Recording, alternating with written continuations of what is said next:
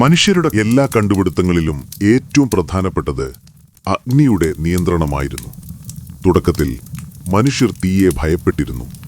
മിന്നലാക്രമണത്തിൽ നിന്നോ അഗ്നിപർവ്വതങ്ങളിൽ നിന്നോ ഉണ്ടാകുന്ന കാട്ടുതീ അവർ കണ്ടു.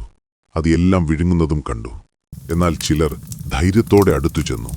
തീ ചൂട് നൽകുന്നുവെന്ന് അവർ മനസ്സിലാക്കി. മൃഗങ്ങളെ അകറ്റുന്നുവെന്ന് കണ്ടെത്തി. ചിലപ്പോൾ തീയിൽപ്പെട്ട മൃഗങ്ങളുടെ മാംസം കഴിച്ചപ്പോൾ അതിൻ്റെ രുചി മെച്ചപ്പെട്ടതായി അനുഭവപ്പെട്ടു. പിന്നെ അവർ തീ സൂക്ഷിക്കാൻ തുടങ്ങി. പ്രകൃതിയിൽ നിന്ന് കിട്ടുന്ന തീ ഒരിക്കലും കെടുത്താതെ നിലനിർത്തി. സംഘത്തിലെ ചില അംഗങ്ങൾ രാപകൽ തീയെ സംരക്ഷിച്ചു.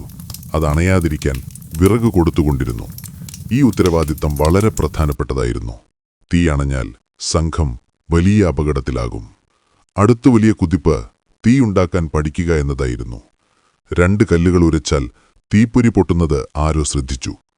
ഉണങ്ങിയ പുല്ലിലോ ഇലകളിലോ ആ തീപ്പൊരി വീണാൽ തീ പടരുന്നത് കണ്ടു. പിന്നീട് മരം കൊണ്ട് തീയുണ്ടാക്കാനുള്ള സങ്കേതങ്ങൾ കണ്ടുപിടിച്ചു. മരത്തണ്ടുകൾ തമ്മിൽ വേഗത്തിൽ ഉരച്ചാൽ ചൂടുണ്ടാകുന്നത് അവർ മനസ്സിലാക്കി. ആ ചൂട് മതിയായാൽ തീ പടരും. ഇത് വലിയ മാറ്റമായിരുന്നു. ഇപ്പോൾ അവർക്ക് എപ്പോൾ വേണമെങ്കിലും തീയുണ്ടാക്കാൻ കഴിയും. ഇനി പ്രകൃതിയെ ആശ്രയിക്കേണ്ട. ഇതൊരു വഴിത്തിരിവായിരുന്നു മനുഷ്യചരിത്രത്തിൽ. തീ അവരുടെ ജീവിതം പൂർണ്ണമായും മാറ്റി. രാത്രി പകലായി മാറിയെന്ന് പറയാം. തീയുടെ വെളിച്ചത്തിൽ രാത്രിയിലും പ്രവർത്തിക്കാൻ കഴിഞ്ഞു. കഥകൾ പങ്കുവയ്ക്കാനും ഉപകരണങ്ങൾ നിർമ്മിക്കാനും സമയം കിട്ടി. ഭക്ഷണരീതിയിൽ വലിയ മാറ്റം വന്നു.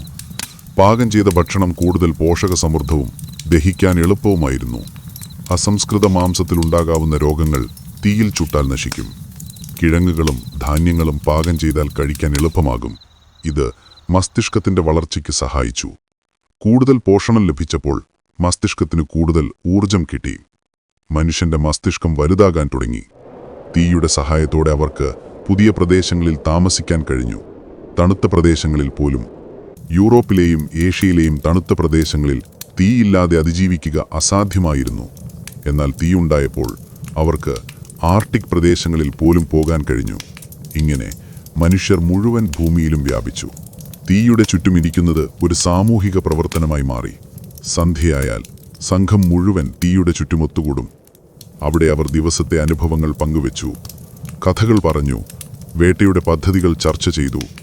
കുട്ടികൾ കേട്ടിരുന്നു, പഠിച്ചു. വൃദ്ധർ അവരുടെ അനുഭവജ്ഞാനം പങ്കുവച്ചു. തീ സമൂഹത്തിന്റെ ഹൃദയമായി മാറി. ഒരർത്ഥത്തിൽ തീയുടെ ചുറ്റുമിരുന്നാണ് മനുഷ്യ സംസ്കാരം ജനിച്ചത് എന്ന് പറയാം. തീക്ക് മറ്റു ഉപയോഗങ്ങളുമുണ്ടായിരുന്നു. അത് ആയുധം നിർമ്മിക്കാൻ സഹായിച്ചു. മരത്തണ്ടുകളുടെ അറ്റം തീയിൽ ചുട്ടാൽ അത് കഠിനമാകും, കൂടുതൽ മൂർച്ചയുള്ളതാകും.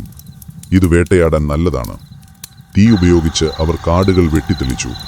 ചില പ്രദേശങ്ങളിൽ അവർ മനഃപൂർവ്വം തീ വെച്ചു. പുതിയ പുല്ലുമുളയ്ക്കും. ഇത് മൃഗങ്ങളെ ആകർഷിക്കും, വേട്ടയാടാൻ എളുപ്പമാകും.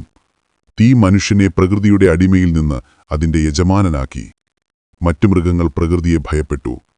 എന്നാൽ മനുഷ്യൻ പ്രകൃതിയെ നിയന്ത്രിക്കാൻ തുടങ്ങി. ഇതാണ് മനുഷ്യനെ മറ്റെല്ലാ ജീവികളിൽ നിന്നും വേർതിരിച്ച നിമിഷം. അഗ്നിയുടെ കണ്ടുപിടുത്തം മനുഷ്യചരിത്രത്തിലെ ഏറ്റവും പ്രധാനപ്പെട്ട സംഭവമായിരുന്നു. ഇത് കൃഷിയുടെയോ എഴുത്തിൻ്റെയോ ചക്രത്തിൻ്റെയോ കണ്ടുപിടുത്തത്തേക്കാൾ പ്രധാനമാണ്. കാരണം തീയില്ലാതെ ഈ മറ്റൊന്നും സാധ്യമായിരുന്നില്ല.